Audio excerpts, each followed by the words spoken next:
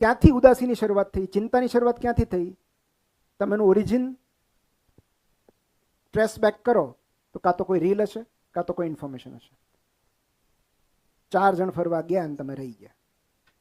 એ information તમારા સુધી પહોંચી, પછી દુઃખની શરૂઆત થઈ. તમે જોયું તો તમને ફોમો ક્રિએટ થયો કે આ તો મને બોલાવી જ નહોતી, આ ક્યારે કીધું થયું, ક્યારે જઈ આવ્યા, મને કેમ નહોતું કીધું. સો એ ફોમો થયું ને, ફિલિંગ ઓફ મિસિંગ આઉટ. તમને એવું લાગ્યું કે આ ઇન્ફોર્મેશન મારા સુધી કોણે પહોંચાડી? અલ્ગોરિધમે. Algorithm is very smart. તો એ તમને એવું જ ફીલ કરાવશે, એવું જ બતાવશે જે તમને અપૂર્ણ લાગે. તમારી જાત મતલબ આ આલિશાન 5 સ્ટાર હોટલ બતાવે, એક સરસ બ્રેકફાસ્ટ સ્પ્રેડ બતાવે, બુફે સ્પ્રેડ બતાવે, તમને એમ થાય કે મારે રોજ બ્રેડ બટર ખાવાના. તો તમને અસંતોષ જન્માવે છે ને, તો જ ચાલશે ને market. So this is how the entire things work. હવે તમે ગમે કે ન ગમે, ધીસ ઇઝ સો. પણ આપણે કેટલું કન્ઝ્યુમ કરવું એ આપણા હાથમાં છે. સો તમે તમારી રીતે રૂલ્સ બનાવી શકો કે કેટલી ઇન્ફોર્મેશન તમારે મેળવવી છે, કોની મેળવવી છે, કોની સ્વીકાર્ય છે, કોની અસ્વીકાર્ય. I may sound very harsh, પણ there has to be some rules જ્યાં સુધી આના ઉપયોગની વાત આવે ત્યાં. Because I live in a bubble. બરાબર. તો મારા સુધી પહોંચવું બહુ અઘરું છે, કારણ કે મને નાહકની ઇન્ફોર્મેશનની જરૂર જ નથી યાર. હું તમે આવો એ પહેલાં હું તમને આઉટરાઇટલી રિજેક્ટ કરું છું કે આ ઇન્ફોર્મેશન મારા સુધી ના પહોંચાડો. કામનું હોય તો મારા પાસે આવી જશે. સો આ it is like a boundary જે આપણે ડ્રો કરવી પડે કે દરેક તમે કેટલાક લોકો એમાંય ગર્વ અનુભવતા હોય કે હું 10 વોટ્સએપ ગ્રુપનો એડમિન છું. અરે ભાઈ,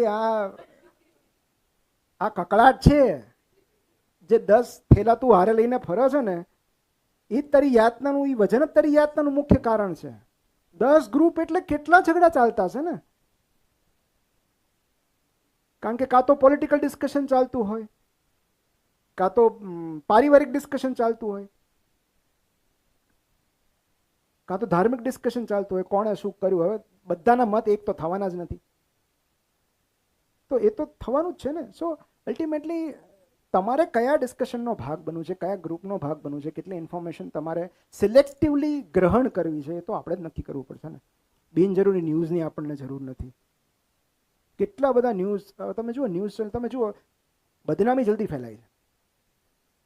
ન્યૂઝમાં જે બદનામી હોય ને એના શેર્સ મેક્સિમમ હોય, કારણ કે લોકોને એક વિકૃત આનંદ આવે ને એમાં. અને દેટ ઇઝ અ વે, એક રસ્તો છે તમારી નિષ્ફળ જાતને સુધન કરવાનો અને શાંત કરવાનો. કે તે કાંઈ ન કર્યું, કાંઈ નહીં, તું બદનામ તો નથી, જો આજો કેવો બદનામ થયો. તો એ તમે તમારી નિષ્ફળતાઓ છુપાવો છો. એટલે સફળ લોકોની બદનામી નિષ્ફળ લોકોનો મુખ્ય ખોરાક હોય છે. તો એ ઇન્ફોર્મેશન સપોઝ તમારા સુધી ન પહોંચે તો એમાં તમે શું ગુમાવ્યું? બરાબર. સપોઝ કોઈ જગ્યાએ કંઈક બબાલ થઈ, કંઈ ઝઘડો થયો, હવે કોઈ રાજકોટમાં કંઈક પ્રોબ્લેમ થયો, એ હું ભાવનગરમાં એ ન્યૂઝ સાંભળીને મને શું મળવાનું છે? ન તો એ ન્યૂઝ ગ્રહણ કરવાથી હું બદલાવાનો છું, ન તો રાજકોટ બદલાવાનું છે. તો એ ન્યૂઝ મારે શું કામ કન્ઝ્યુમ કરવા જોઈએ? સિમ્પલ છે ને. સો એવું કહેવાય છે, એક વિધાન છે કે if you don't read newspapers, you are uninformed. If you read newspapers, you are misinformed. કારણ કે એ તો એમણે બતાવેલું સત્ય છે ને, તમને ક્યાં ખબર છે? Everything you see is a perspective. Everything you hear is an opinion. તમે જે કાંઈ દ્રશ્ય જુઓ છો, અલ્ટિમેટલી એ કોઈકનો દ્રષ્ટિકોણ છે ને. તમે જે સાંભળો છો કોઈકનો અભિપ્રાય છે. તો એને કેટલું એક્સેપ્ટ કરવું, કેટલું રિજેક્ટ કરવું એ તમારા હાથમાં છે. So information is like double edged sword. માહિતીનો અતિરેક સૌથી વધારે આપણું માનસિક સ્વાસ્થ્ય બગાડે છે.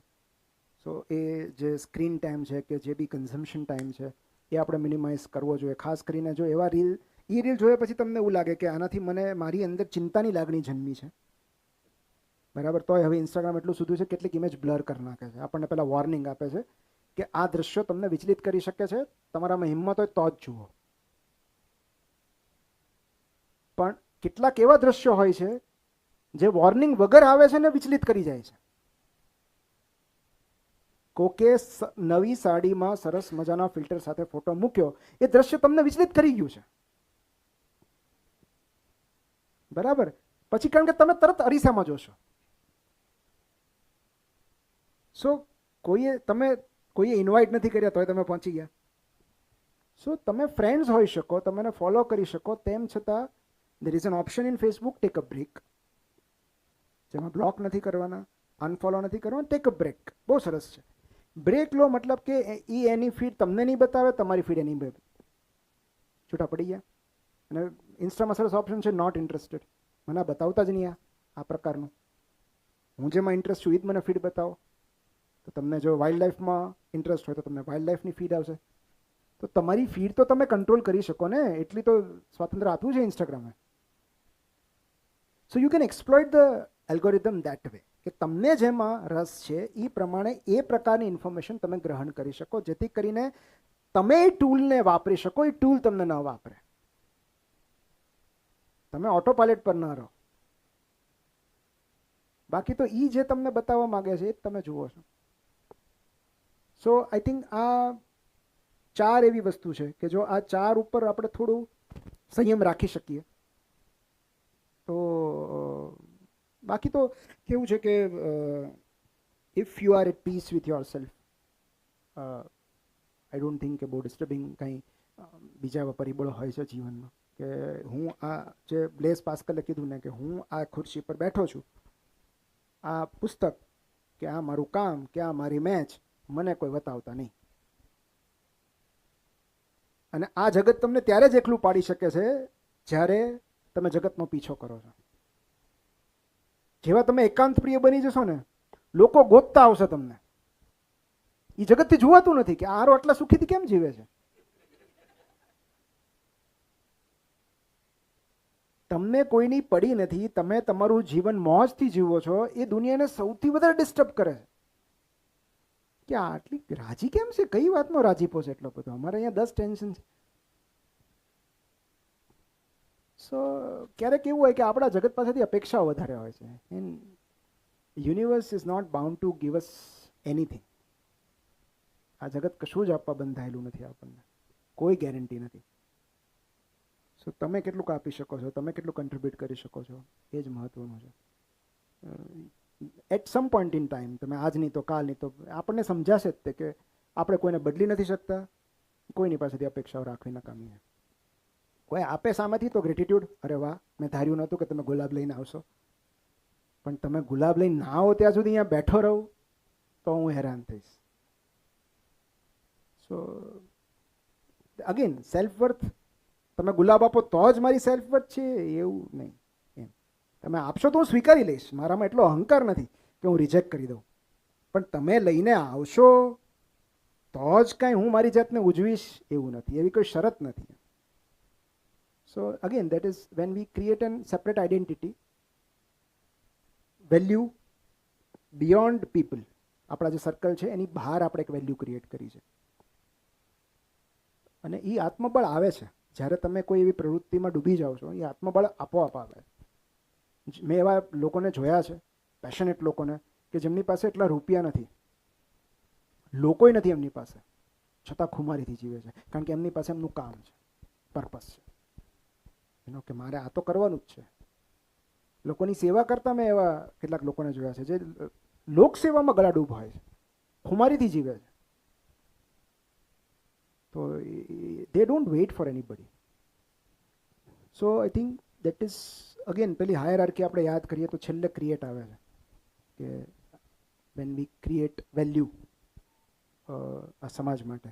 કે બાકી તો તમે આમનામ શ્વાસ લઈને ચાલ્યા જાઓ, શાંતિથી નીકળી જાઓ તો એમાં કંઈ ખોટું નથી. એક શાંત જીવન જીવવું એ સૌથી મોટી સફળતા છે. લેથ બિયોસસ કહેવાય એને, લેથ બિયોસસ. લેથ બિયોસસ મતલબ એક એવી ગુમનામ જિંદગી જીવવી જે કોઈને ખબર જ નથી. કારણ કે કાં તો તમને એટેન્શન મળશે કાં તો શાંતિ મળશે, બે સાથે નહીં મળે. So you have to decide, attention જોઈએ છે કે શાંતિ જોઈએ છે? મોજ. જેવું એટેન્શન પાછળ દોડશો ને એટલે શાંતિ છીનવાથી જશે. તો લેથ બિયોસસ મતલબ કે તમે એક એવી ગુમનામ જિંદગી જીવો છો જેની કોઈને ખબર જ નથી. અને કોઈને ન સમજાય એવી જિંદગી જીવી કંઈ અપરાધ નથી. તમને ન સમજાતું હોય, મારી આ લાઈફસ્ટાઈલ છે ભાઈ, હું સવાર 4 વાગે ઉઠું છું, હું 2 વાગે સૂવું છું રાત્રે, તો તમને સમજાય એવી જિંદગી જીવવી કંઈ, મારો જન્મ કંઈ તમને ઇમ્પ્રેસ કરવા નહોતો થયો. અનફોર્ચ્યુનેટલી મને એવું કોઈ અસાઇનમેન્ટ નહોતું આપ્યું કે પૃથ્વી પર જઈને ફલાણા ભાઈને ઇમ્પ્રેસ કરજે કે રાજી કરજે.